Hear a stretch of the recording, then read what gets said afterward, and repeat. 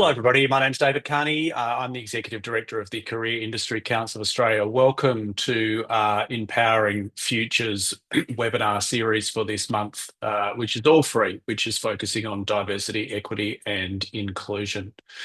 Before we get underway today, I would just like to acknowledge that the Career Industry Council would like to acknowledge custodians of country throughout Australia and their connection to land, sea and community. I'd like to acknowledge that I'm hosting this lands of the Wadjuk people of the Noongar Nation. I'd like to pay my respects to their elders past and present and extend that respect to any Aboriginal or Torres Strait Islander peoples who are joining us in the session today. Just a little bit of housekeeping, just to let you know this session is being recorded. So if you experience any technical issues over the course of the next hour, we'd ask you just to try in the first instance to refresh your screen. If that doesn't work, you can log out and come back in with the Zoom link that you've been provided. We do have the chat function open today and also the Q&A. So we'd ask you to feel free to contribute your comments and thoughts into the chat. Although Stu will be focusing on his presentation, so he may not be looking at the actual chat for any sort of response to your comments. If you've got any specific questions, we'd ask you please to put them into the Q&A button. And if we have time at the end of the presentation, we will attempt to answer as many of those as possible. As I said, this is the first of 4 webinars throughout the month. All of them are free. They're all running on the Wednesday of every month. So just for your information there, are the 3 that are coming up next Wednesday about promoting dignity of work for people with disabilities. On the 19th, it's affirming the working life interface of LGBTIQ+ individuals. And on the 26th, it's what can career practitioners do to enhance DEI strategy. So if you're interested in attending any of those sessions, again, they're all free. You can either use the QR code, which is on your screen attached to each of those, or if you go to the Seeker website, you can click on a link which will take you through to the booking website. So enough of the introductory information. It's now time to get stuck into our webinar, and it gives me a great deal of pleasure to welcome Stuart Carr back to the Seeker webinar series. Stuart is returning for his second appearance as a presenter as part of our series. So he's actually the holder of the UNESCO Chair of Sustainable Livelihoods, and he's also a Professor of Psychology in the Industrial and Organisational Psychology program at Massey University in New Zealand. He co-founded Humanitarian Work Psychology, which focuses on the transition of precarious labour through decent work to sustainable livelihoods. Stu is a Fellow of the Royal Society of New Zealand, the Society for Industrial and Organisational Psychology, and the New Zealand Psychological Society. With that being said, I'm going to welcome Stuart to the session and hand over to him. Kia ora, David. Thank you.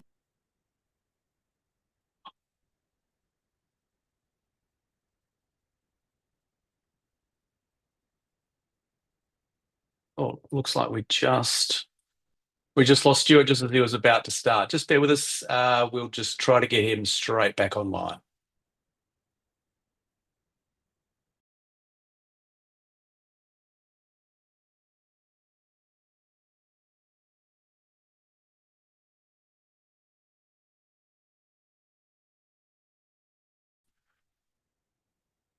I don't know what happened there, David, but I'm back. I don't know what happened either, Stuart. Welcome back. It said I was removed, but strange, the system decided it didn't want me. I'm glad you do, and I'm very glad to be here. It's thank you for that very kind introduction. And kia ora koutou. Hi, everybody. Thank you for having me back. It's a big honour. And if you just give me 1 second here, I'm just going to try and share my screen so that we can get going.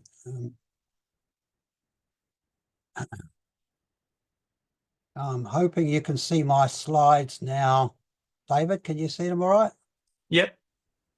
And we should be in, that should be them up now, yeah? Thank you. Oh, I can see them, yep. Thank you very much. That's good to know. Okay, so yes, thank you. And it's a privilege to be here looking at the title of the series, and one couldn't ask for a more relevant and timely series title and focus, with advancing diversity, equity and inclusion being a global issue, as it always has been, but especially right now with the way the world is turning. I'd like to thank both Mary and David for inviting me back. you've been very kind to me, and also to thank you for that, and thank you to Seeker too, because last time I came, I said at the start last time, I'm not trained in careers, and as David was saying, I'm a work psychologist. I'm more in the workplace itself, and it was a humbling experience, but it was a great education for me. But the chat that we had at the end and the Q&A was brilliant. So hopefully we'll have time for that today. The title was given by Mary and David, which was Socioeconomic Disadvantage, Poverty and Career Development. And that title, when they suggested it, I said, that's the one. I'll just stick with it. I won't change a word of it.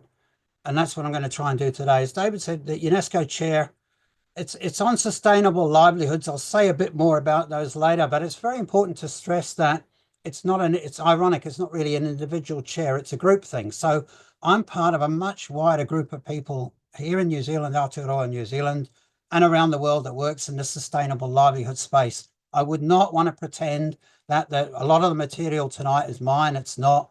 The whole role is really a collaborative, interlinking one. And linking up with Seeker is exactly what the chair group is supposed to be doing. And that reciprocity is very warming, actually. I should say I'm a humanitarian work psychologist.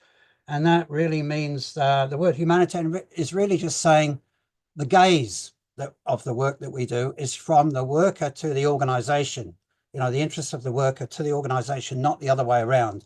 And you need both, of course, but quite often it's the other way around, and it's not the workers' needs that are prioritized. So I think we have in common a shared focus on the human being rather than the system, but we all know that we cannot ignore the system. An overview of what I'm going to be talking about today. I'll try and go for about 40 minutes. Figure and ground. So figure and ground reversals in psychology are just this, the Greek vase that you look at, and you look at it and suddenly it's a silhouette of a person's face, and then you can flick it backwards and forwards. Background and figure is foreground, really. And I was thinking about the way that career work interfaces with work psychology, and I'm going to do a figure ground thing on that. I think, and I say this with some humility, but I think a lot of the career workers, you're guiding people near the start, not always, of course, down the road as well. But social origin is quite important, and then you're looking down the telescope one way, and workplace opportunity is what you're looking at. And I think we've got the same telescope in work psych. We look the other way, so we look through the workplace at everything else.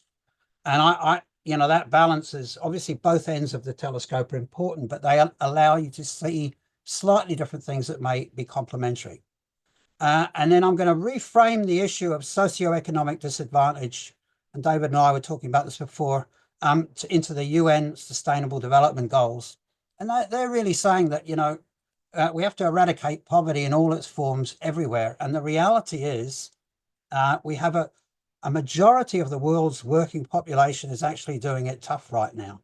So that the lower socioeconomic status, the poverty, working poverty, ironically, is more normative now than it was before. Doesn't mean that the work before wasn't relevant. It's even more relevant, but a lot of what we do is diversionary rather than supporting people to get out of low SES background and all the things that can bring sometimes. So working poverty and precarity, then into this agenda setting, the sustainability word, the big ticket item, and trying to fit sustainable livelihoods in there, and then looking down the telescope towards sustainable careers.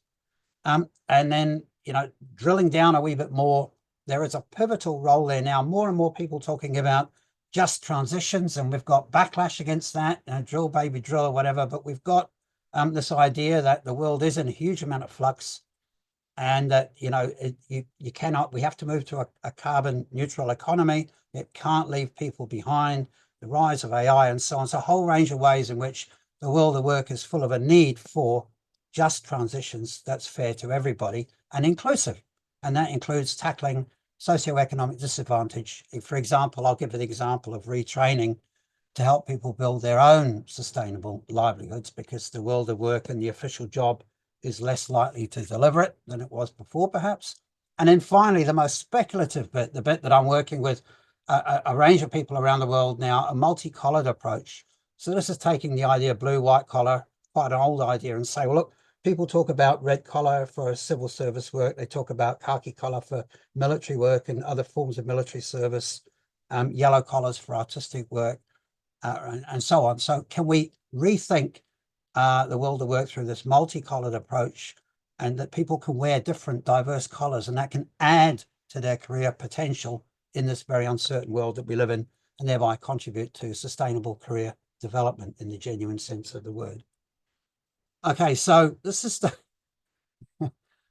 bit I feel most out of my comfort zone with, because I'm really not familiar. I'm not an expert in career and vocational guidance, but my understanding of if we have to contextualize socioeconomic disadvantage.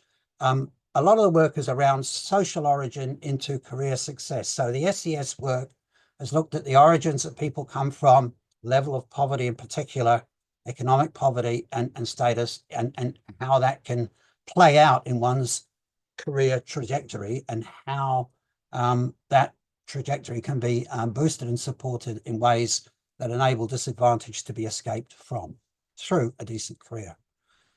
We know that disadvantage persists in access to an opportunity in higher education. And when I say opportunity, and I was talking to David before, we're tuned into that in our own work psychology program. And work psychology has been accused of addressing middle class issues very often in its focus, to some extent with some justification. And so what we try and do is, we do talk about people who are doing it tough. We do talk about minimum wage work. We actually centralize that along with extreme wealth as well, which is often overlooked as well, in ways that that the students can see themselves and see their own backgrounds in the curriculum.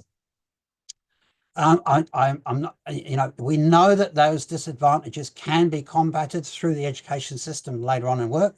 They can be combated and counteracted, and that, David's done a lot of work in this area. There's a publication up there that I read before this presentation. I'm not going to go there because I'm not an expert, but I know enough to know that part of the process has been very well studied and quite well understood. The bit from the actual workplaces where I'm going to try and come in a wee bit more and look at this, the idea that's raised in those reports and those citations there. They're on a slide at the very end. But we know that despite all those combating and counteracting measures, it's still there. SES still matters at work, in the workplace. Anna Kalschmidt's work, for example, how working class people often hide their working class origins because they know it can be a disadvantage. And the OECD talking about the same sorts of processes that are exclusionary. There's even a term now, class ceiling, not class, but class ceiling, denoting, this is a UK study, so we have to be a little bit careful about generalizing, but talked about horizontal wage inequality. That just means doing the same job at the same level, but people who come from low SES working class backgrounds are actually earning a few £1,000s in Britain a year less than those who haven't, even though they're at the same position. There's something not quite right with that, right? We also know that there's a link between poverty and SES, minority status, intersecting with ethnicity. So if you're from a low SES background and you're from an ethnic minority, there's a gender intersectionality as well, as we know. And then if you've got migrant status with visa insecurity and so on, that too, those things can compound up and become quite a vicious circle in a way of factors that can exclude people from equal opportunity. And we know, and this is just one summary of some of the work that's been done, that career guidance plays a vital role in combating all of that, and has been doing and will continue to do so around, we know some of the things that work, right? Intensified support for students, intensified boosting guidance practitioners, the number and the resources that they have, linking students to professionals in their desired fields. So the mentoring side of things makes a huge difference, role modeling and so on, and just giving people good advice, and empowering students to challenge inequalities, which I think is a very interesting one. And that's the one that I think I feel like we could maybe link to quite directly through our own kind of work in humanitarian work psychology. So socioeconomic disadvantage, or at least hardship, right? So a lot of people are struggling to make the ends meet, has become quite normative. It's not for a minority anymore. It's actually normative across the world of work.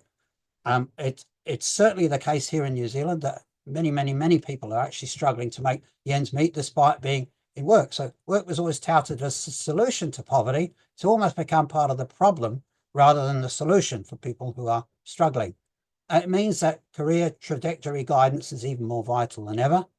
I don't have to go through loads of research to show that there's a huge amount of uncertainty, and our students tell us this, yours will as well. When you talk to them, huge amount of uncertainty, they'll say, we don't know where the world of work is going. You know, that question, that old cheesecake question, where do you see yourself in 5 years' time? A lot of people just say it's too uncertain.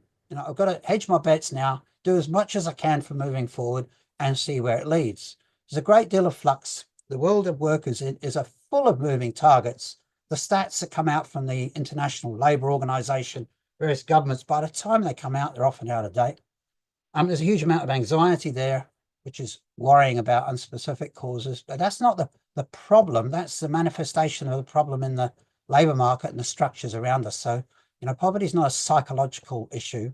The anxiety comes from the uncertainty that's in the systems. The demands on your professions and ours are even higher now. And that means we need additional lenses wherever we can each grab them. Okay, so, I mean, that's this telescope idea coming back in. It's an exercise in today, and this series, as far as I can see it, last time confirmed that for me, is an exercise in partnerships and intersectionality. The UN would call it Sustainable Development Goal 17, Partnerships for Development. Whatever we choose to call it, if we can turn the telescope around and start with diverse possible work destinations, we can maybe find some ground where we meet in the middle. So we've got poverty in the title that Mary and David gave me, and we have got a world of working poverty and precarity, which is just insecurity, basically, in a whole range of ways. Working poverty used to be the exception rather than the rule. Today, it's the other way around. So you look at the estimates, and as I said, they are often out of date by the time they come out. But the world's workforce is about between 3.3, 3.5 billion people. And 2/3 of those, according to the ILO, are working informally. So they don't actually have a formal job with legal protections, safety standards, guaranteed wages, collective bargaining agreements, occupational health and safety, social insurance, and so on. And I want to stereotype the informal sector because it's not all bad, right? So there's a lot of volunteer work that goes on. For example, there's a lot of people making a good living in the informal sector, artisans very often, for example. But there are, you know, if you look at what the ILO and the World Bank, they say, is that there's a huge amount of, a huge proportion of those 2/3 that are actually what they call vulnerable, because they don't have those protections. So, but I don't want to stereotype the informal sector as the bad guys and the formal as the good. You know, the policy says we should, you know, we should all be hoping to go from get the informal sector formalized. I'm not sure it's going to go that way. I think it might be going the other way. So, you know, the informal sector is the majority of the world's workforce. They don't have steady state jobs. Now, if we look at the remaining third, and here we can go to the likes of the ITUC, which is the International Trade Union Confederation, 2020 to 2022. Every 2 years, they did a big survey. There is one from 2024 on minimum wage work, and it's pretty much saying the same thing. A majority of people are struggling to make the ends meet despite being in full-time work. Right? So they are actually in the formal sector. It's not delivering. The minimum wages are not enough, and people are struggling. Certainly the case here. And what I hear, it might be the same in Australia. All of this is being exacerbated by the quickening rise of AI and the overarching climate change, which is taking out whole, you know, AI is taking out whole occupations in some cases. And climate disasters are taking out whole sections of workforces like fire. Well, okay, so all the businesses that are closed in the wildfires. And by the way, my heart goes out to the flood victims, people affected by floods in Queensland just now, because we've been seeing that in the news here. People are going to are losing their workplaces, their livelihood places, and so on because of overarching, of climate change. And all of these extreme events, these crises that are happening, Veronica Hopner, my colleague in work psychology here, and I've written in the Australian Journal of Career Development, I mean, a bit of a thought-provoking paper, a little bit controversial is not the word I would use, but out there, speculative around whether all of these uncertainties aren't creating something we kind of dubbed careering, which is a kind of like a polarization, a bit of a radicalization, people feeling tempted to drift towards radical options, whether that's some sort of get rich quick scheme, drill baby drill, joining paramilitary groups, being a social influencers of all kinds. And a lot of students say they want to be social influencers, which is really something that never used to be said 7 years ago. But ways in which uncertainty can produce kind of like careering as a verb. Whether that's so or not, the 2020 challenge that we're facing here is not so much a minority of people coming from poorer backgrounds and then struggling to make, to get it into decent work, but actually that's still very much the case for lots of people because they're coming through. But even more so, there's a need for diversion from that. It's not even just getting away from it. It's not approaching it as well because the world of work has so much working poverty and insecurity in it. The ILO, I just found this the other day. It's the new World of Work and Employment Social Outlook Trends paper, just recently come out, 2025. And it looks as though they're saying, and I haven't read the full report yet because I've only just found it, decent work and productive employment remain the cornerstone, never seen them say that, of achieving the SDGs. So the SDGs, I'll get to those in a moment, but they're saying we have to end poverty in all its forms everywhere.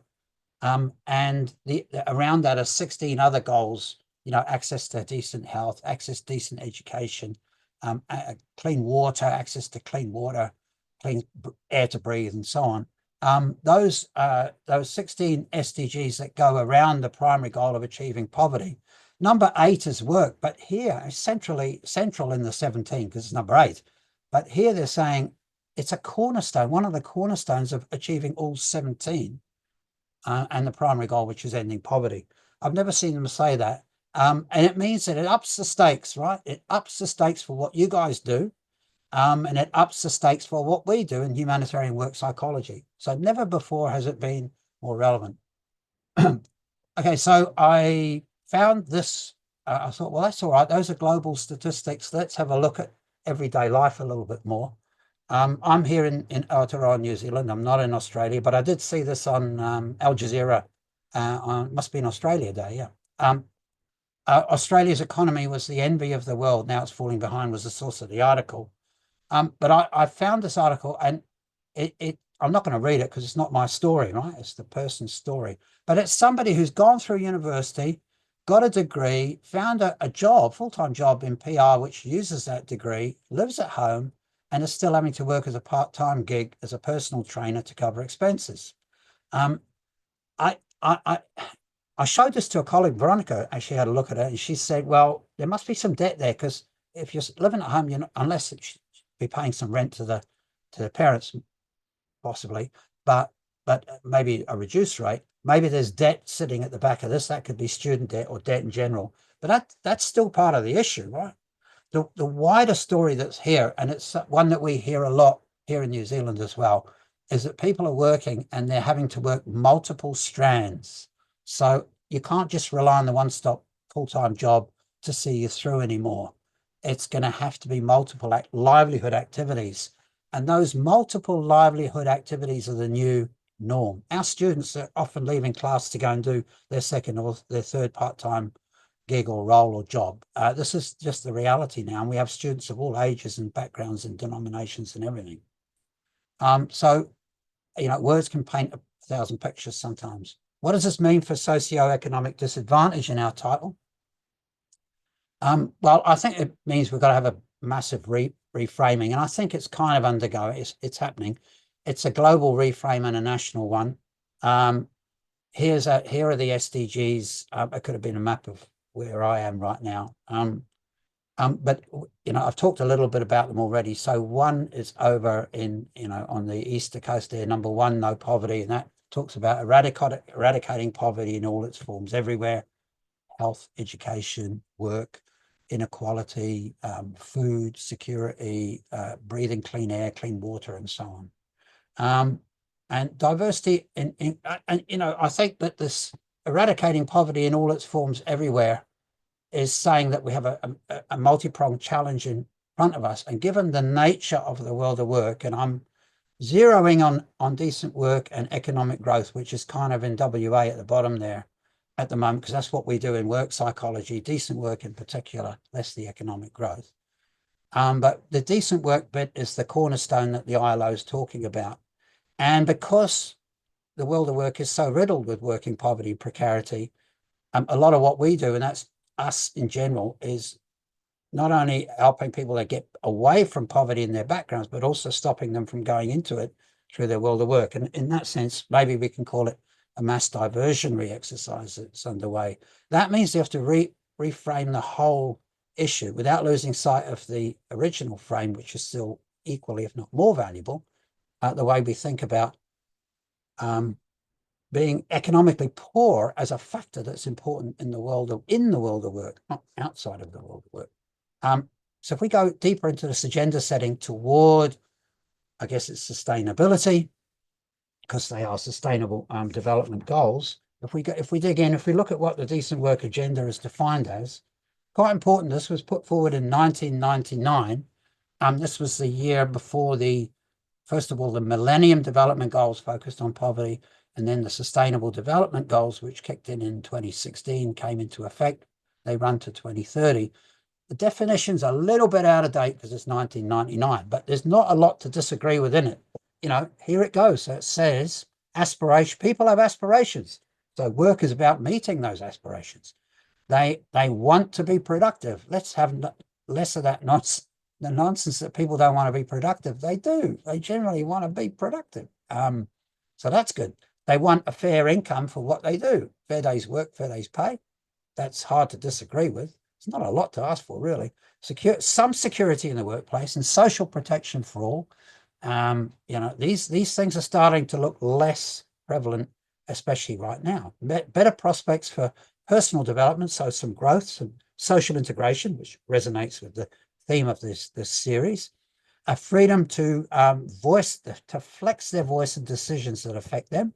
Hard to disagree with. And then tuning right into the theme of the seminars and the webinars here, equality of opportunity and treatment for all women and men, genders. Right? So we've got to say there's not a lot to disagree with there in terms of operationalizing what we mean by decent work and what we're all kind of hoping to aim at. It's not perfect because there are, 1999, we hadn't had COVID at that time. And, we've had big stresses and shocks that have come since 1999. They've always been there, but COVID particularly has changed so much. The climate crisis has quickened, and you don't really need to read scientific reports now. We've just been talking about Queensland. New Zealand's had a fair share of big rain events too. You just have to look out the window. You don't need to read any scientific reports. We know that it's here, right? And livelihoods should protect people. Well, when COVID came, they were in such slim margins, they had no resources to buffer. And the world of work, the fracture lines were very badly exposed for quite a while. And the climate crisis is doing the same thing. So we need work to deliver a bit more than decent work. It needs to go. Decent work is a stepping stone towards these longer term. The gaze is, from the interest of workers to what work can provide for them. People don't go to work to get decent work. They go to work to get and have a sustainable livelihood for their loved ones and themselves, right? So, and future generations. So the definition of sustainable livelihoods is talking about connectivity. It's saying you can't just parcel people off. My discipline's done a bit of this, where you look at individuals, how they fit with the organization, you give them an individual test, you look at their individual performance, not always, but we've still got teams and everything, but quite a lot of individualization. This is saying, no, people are connected. So, you can't separate one person's wage, for example, from someone else's further up or down the supply chain. There's a connectivity there in the present and to future generations.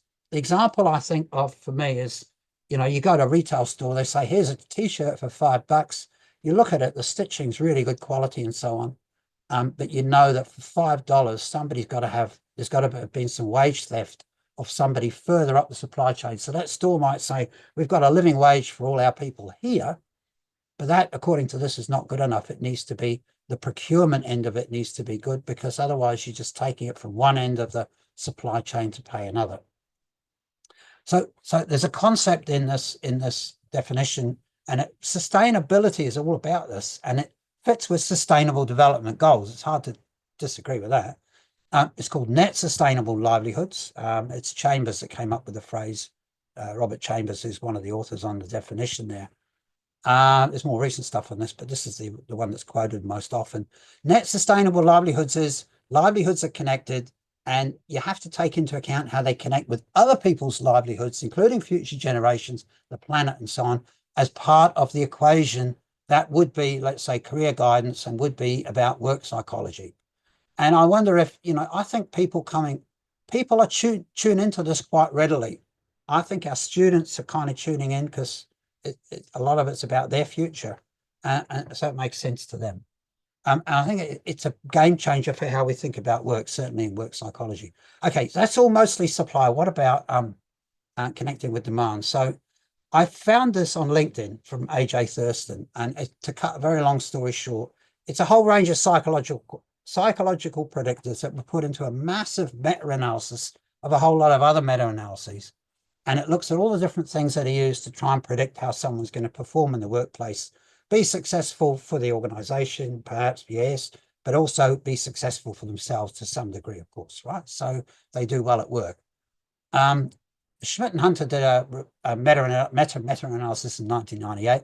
The one in 2022 was a redoing of that, plus all the new data since then.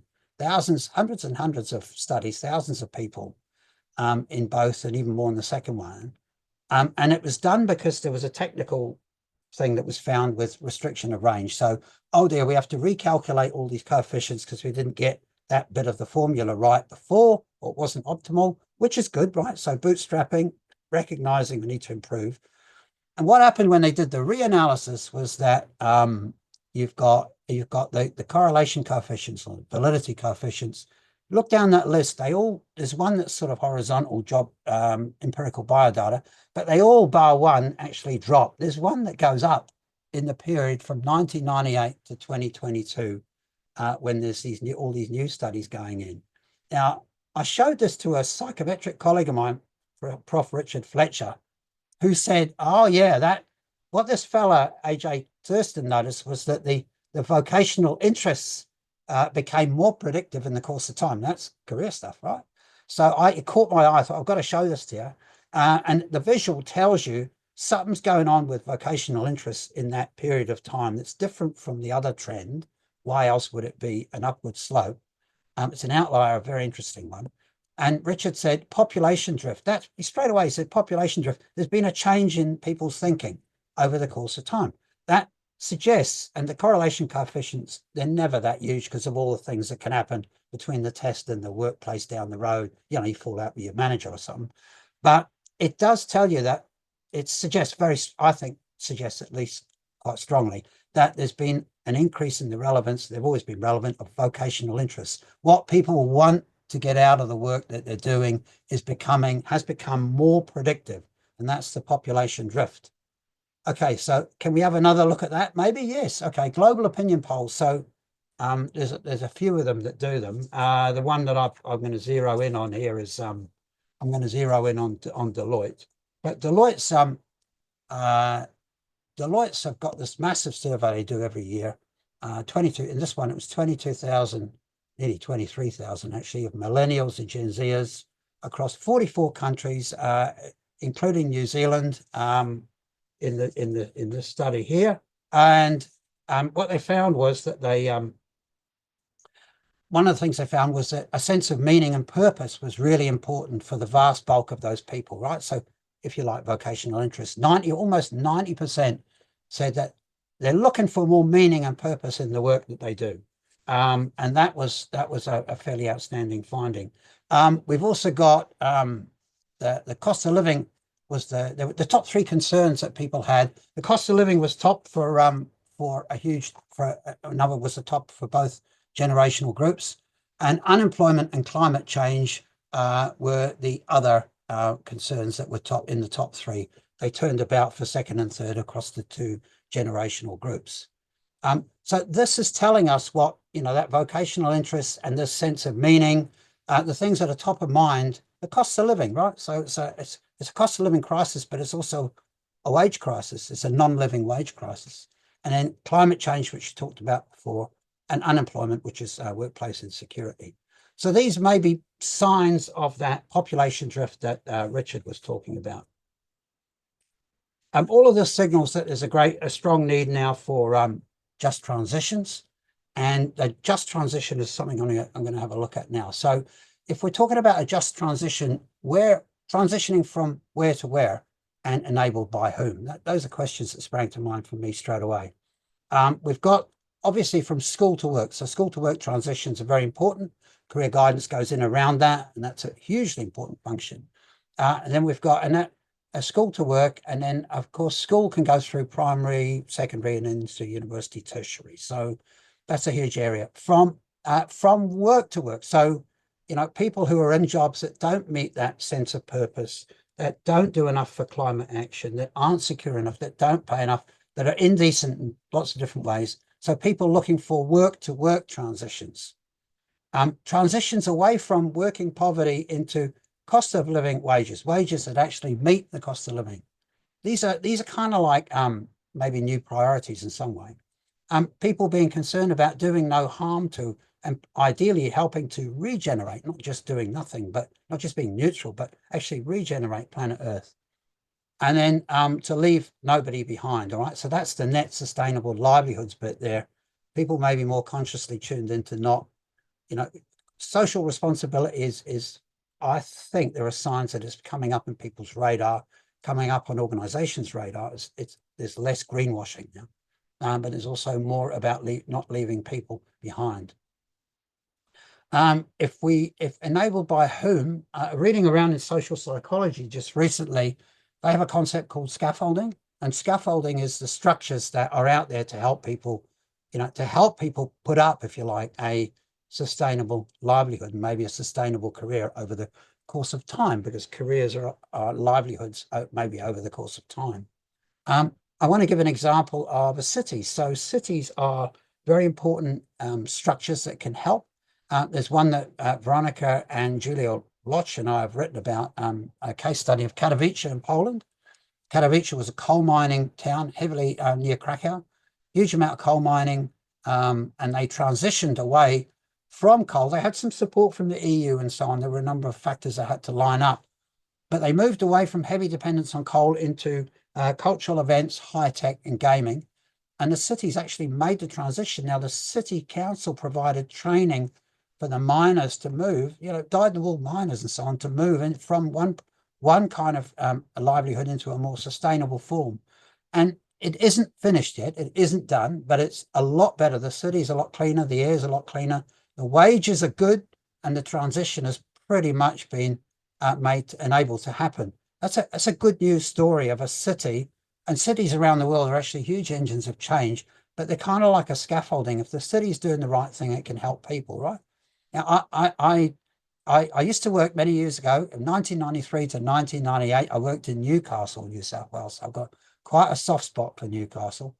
But if my understanding is, and I've been in the country for many years, but Newcastle has pivoted away into services, from not completely. I mean, BHP closed a long time ago, but then there's some, the coal mining still going on, but there's been a pivot into services as well. And I can remember, I can remember seeing a Newcastle miner being interviewed at a Greenpeace demonstration, and the interviewer said, "How come you're a miner? You're on this on this picket line or this demonstration line?" And the person said, "Well, I do need a livelihood. I need a job, but I can also at the same time hold the thought that it would be good if we had a greener form of livelihood as well as access to decent work." Cities can do a lot, and then we go up to macro levels, which is countries, right? So I'm going to go into that a little bit now. If we look at training as a possible way of tackling career disadvantage, this is a diagram from Michael Freeze. Michael Freeze works, I don't work in Michael's projects, but they're quite well known in work psychology, and they're around training young people in particular to start their own businesses, right? To be entrepreneurs, do enterprise development. A lot of the work, not all of it, done in Africa. And I have some colleagues and friends who work with Michael. And I read his article recently summarizing this project they've been going for a number of years. But the picture stuck in my mind because it's got this macro level. The red triangle is the macro level forces, macro structures that are out there, the scaffolding at macro level. And they're fine and well. You need them to be there. But you also need stuff at the grassroots level, which I think is where people like us maybe come in. And what they do is in this project is they have this very focused training on action-oriented entrepreneurial knowledge and developing personal initiative. And that a lot of that's just, I'm not sure I like the name. It's more about confidence, and then being confident. Remember the point about questioning the structure, sometimes questioning the system when you need things to happen, changing when you need to change, and a lot of training around nuts and bolts around starting up a business and building up people's confidence in places where there are not a huge amount of options for formal jobs and maybe informal ones, and people often have to create their own through micro enterprise and then maybe into medium enterprise. The point is that the general point I'm trying to make in this is that in a world where the steady state job is less reliable and less steady state and less of one-stop shop, and I know there are people teaching this in humanitarian work psychology now, this idea of building your own livelihood, falling on your own haunches, your own resources, becomes something that is part of dealing with career disadvantage and disadvantaged opportunity, both where you come from and where you're trying to head or trying to avoid. I can see that as that's a bit of a mind shift set for people like me and people I work with. Another way you can approach the issues is through standard setting, right? These are structures, scaffolding structures. So we use standards all the time, right? So we have, governance indexes out there, saying how much corruption is in the country. We've got business indexes telling us, the standards that we should be aiming at, corruption indexes. We've got university ranking systems that are kind of like indexes because they show where the top universities are. And then students will, look for those and use those to make decisions. Well, there's less of that around for the world of work. There's not really, and I talked a little bit about this last time, I just touched on it at the very end, a sustainable livelihoods index for, let's say, students to look at and choose where the most sustainable careers opportunities may be in terms of sustainability being people, planet, and shared prosperity, right? So if you could create an index of that, then that would be like a scaffolding structure that could help people navigate that uncertainty. It might be useful to career guidance professionals. It might be useful to organizations wishing to up their game, climb the rankings, as it were. It might be useful to governments looking for workforce development areas to put resources into. So it could actually serve multiple purposes and bring to life that diagram I had up there of those triangles with the bit in the middle linking the two through this kind of index that would be produced, let's say, every year or two, done regionally for our region where the economies are reasonably similar and so on. Lastly, because we're starting to run out of time, I wanted to say something about the multicolored approaches towards sustainable careers, right? Now, this is where it gets really tentative, and I'm not putting it out there for your advice and ideas, really. Just thinking aloud. So if we look at the world of work and we see that there are multiple roles are often braided together. So people make their livelihoods out of multiple activities.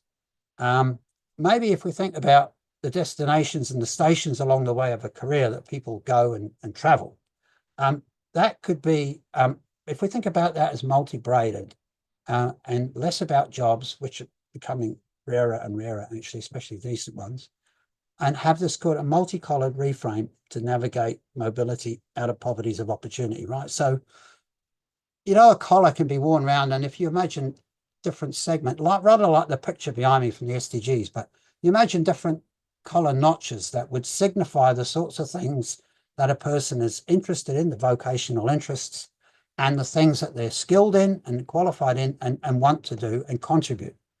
And those braids could be flexible in the sense that you could add them together.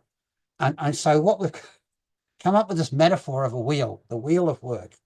And a wheel, of course, spins. It's dynamic. It's got motion in it. It's got movement in it. It's never still. It's a round table, so it's quite democratic. It's, everyone brings something to the wheel, right?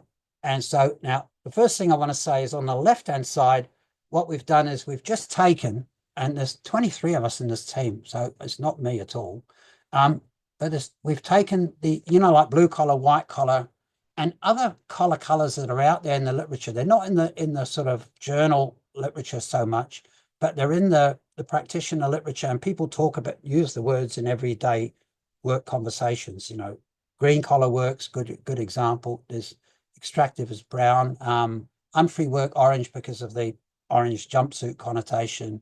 The gold class one, unfortunately, it's been around for a while, but there's a gold collar work is quite a well-known term. There's pink collar for service care and red for public service.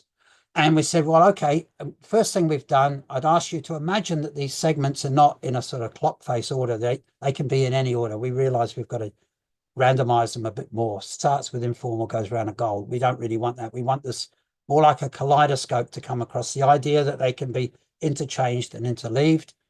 There's informal and formal on there. And so this is a rethinking, reclassification without throwing out, the ISCO and the ABSCO, the Australian classification system. We're not throwing that out. We've got OXA and ISCO, but we're saying this is a complementary way of thinking about these collars that can be worn as notches. So people could say, look, I'm interested in manufacturing work, I'm interested in service care, I'm interested in extractive industries and combinations of those. All right. So if somebody's a green worker, is interested in green collar work, but also in making farms greener, they would wear a combination of green and brown. If they were a skilled tradie that also had robotic skills, they would be grey and silver. If they were interested in service care and public service, they'd have red and pink. The idea is that people can wear multiple color segments, or they wouldn't actually be worn, but they'd be ways of thinking about the skills that people have, seek, and can use in different forms of work. On the right-hand side, there are different examples there, a range of examples from different colors, but there's hundreds and hundreds more that could be put in there, just to try and bring it to life a little bit. What we can do when we get those colors is drill down into them. I'll finish in about 3 or 4 minutes. We can drill down into them. So in green collar work, there's a lot of interest in corporate sustainability officer work. I took the image from the Harvard Business Review. I couldn't resist it, but what's involved in doing that work? This is the idea that organizations are hopefully getting more serious about CSR and that they're ingraining it into their business practices. Well, there'll be career opportunities for people there that have those vocational interests that we looked about earlier. I just want to put this up. This is just one example of the sort of resources that are out there, if you like, scaffolding structures. It comes from an organization. It's an intergovernmental agency that's called IRENA, International Renewable Energy Agency, and they're based in Geneva and the UAE and in Bonn, and they work with the ILO, the UN, and so on. But it's an incredible resource. So, this is about clean energy work, which I guess is SDG 7, and also linked to SDG 13, climate action, and 8, because it's decent work across the triple bottom line. But it's a breakdown, and you can literally click on that link at the bottom. You can go to it. If somebody says, I'm interested in this kind of work, a green collar work, and I'm interested in energy, you can click on this thing and you can actually, there's one for the world on the left and one for the Australia on the right. And, New Zealand's in there as well. Ours looks very different from yours, actually. It's very interesting. But yours is like the world one. So there's a solar photovoltaic, must be solar power. So obviously it starts to give you an idea of what might be entailed in that green collar work, especially in the clean energy bit of it. And therefore what an interested student, for example, might need to train in, and then where they could look for actual sustainable livelihood activities to be, where they could wear that collar and wear it with pride. And I think a big thing about that wheel of work is the democratic idea. If you look at not so much the OXA one, but if you look at ISCO World Classification of work roles, they have one in there called elementary, and there's a whole range of occupations that are kind of denigrated into this elementary category. Why don't we have a round table where there's more equality given to all the different forms of occupation that were applauded during the pandemic? All right, so to finish, I've rushed it a little bit at the end, but we need to collaborate more. That's people like yourselves and us. SDG 17 on one, sustainable livelihoods for sustainable careers. I think that makes a lot of sense to me. Maybe on harnessing social scaffolding structures through things like those regional sustainable livelihood indexes that we could maybe do collaboratively and work closely with career associations like Seeker, who are really at the front line of these actions. And then thirdly, lastly, collars as relatively equalitarian badges of what people bring to the social and societal table. And, you know, my time in Australia, I learned, I always liked that bit of Australia, and it's what I like about this country too. Kia ora koutou, thank you so much. I'll stop there and we can do some Q&A. We've got time. We have got some time, Stuart. Beautiful. Thank you very much. There's some very positive comments coming through the chat, so I'll be sure to share those with you after the presentation as well. Thank you. Just while people are thinking about some questions that they might want to put in, I think someone put something in the chat very early on to sort of say, you know, they would be very interested to sort of hear about, and you know, we've mentioned it a little bit. You know, we sort of, without mentioning his particular name, we did talk about drill baby drill, but, and it's obviously probably too early, although things are moving fairly rapidly. You know, in the United States in 2 weeks. But you know, I think people were sort of interested in your views, noting that they're just probably only your personal views about how potentially this shift in the US is going to impact the rest of us in this space.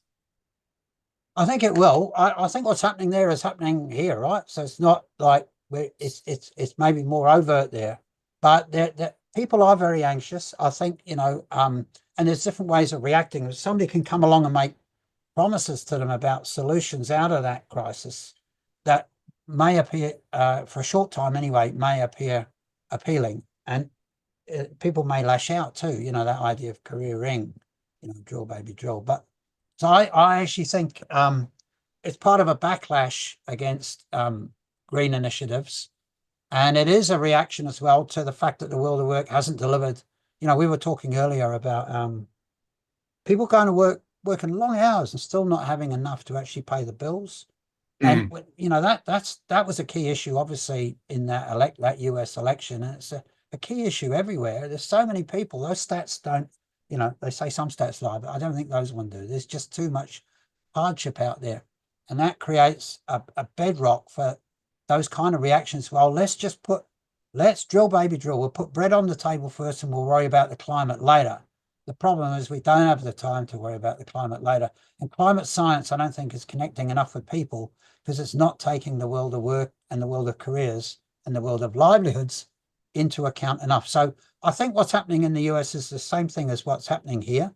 It will affect all of us, but the issues are so deep-seated and they're to do with the world of work. You know, the ILO is saying it's a cornerstone, is really saying that the work that Seeker does and the work hopefully that we do actually has somehow come a wee bit. I mean, there's obviously lots of issues, but it is kind of center stage that there's too many things broken in the world of work.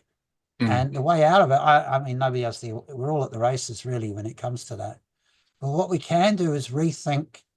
I think that interconnectivity idea, you know, the net sustainable livelihoods, for me has been a profound mental shift. You know, and people are fundamentally social. You know, we have to rediscover that.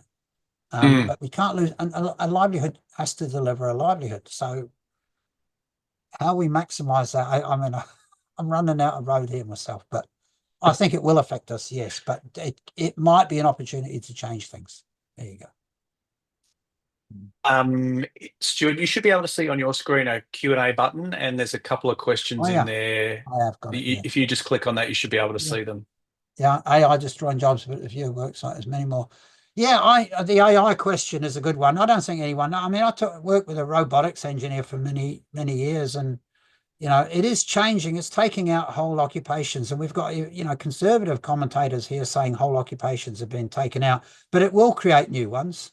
The fear I have is that the people with the resources and the billionaires will actually, you know, they will control the robots. Maybe the robots will sack them in the end, but who knows? I don't think anyone really knows.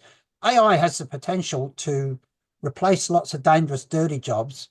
Then you have the problem. Well, if the job as an institution is kind of on the way out, is there going to be enough around for people to earn enough to actually pay their bills and consume and so on? And that's where ideas like basic income come in as one of the strands in that braided approach to livelihoods. Because it might be more cost effective to give people, everybody, just give them, if the country's tax base can afford it through the formal sector, some slice of money that they can use to then build upon.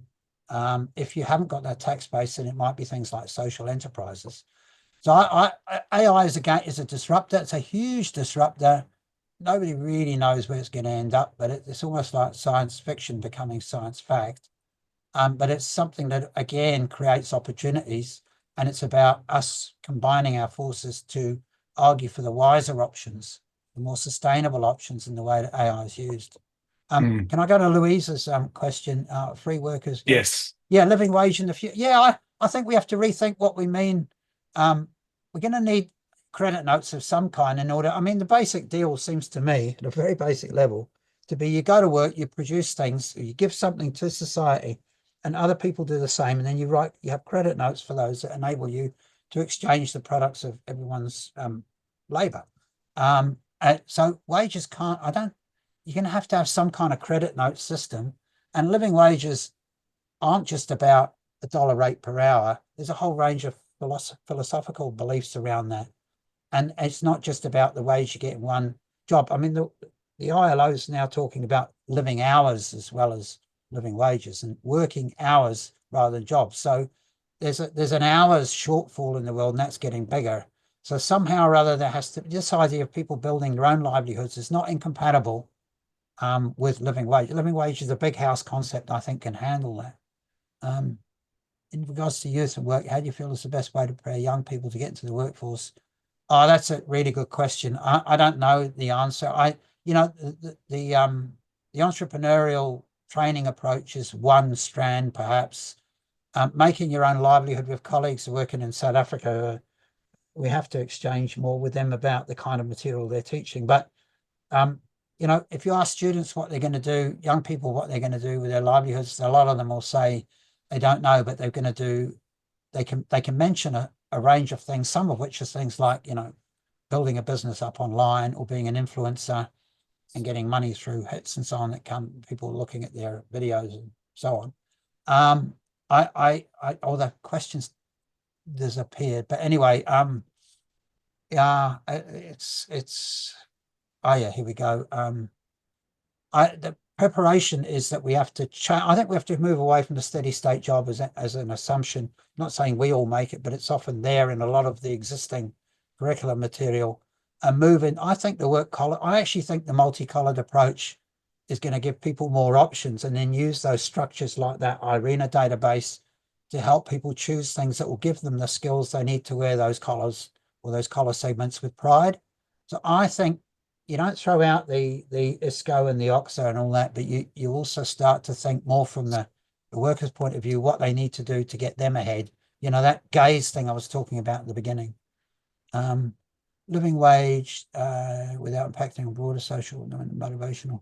Yeah, living wage may apply in countries that help support improved community well-being without impacting on broader. So yes, I think a living wage will, I mean, when people get sick or they have dietary problems because they don't have a wage to buy decent food, that's often labeled as an externality in some economic belief systems.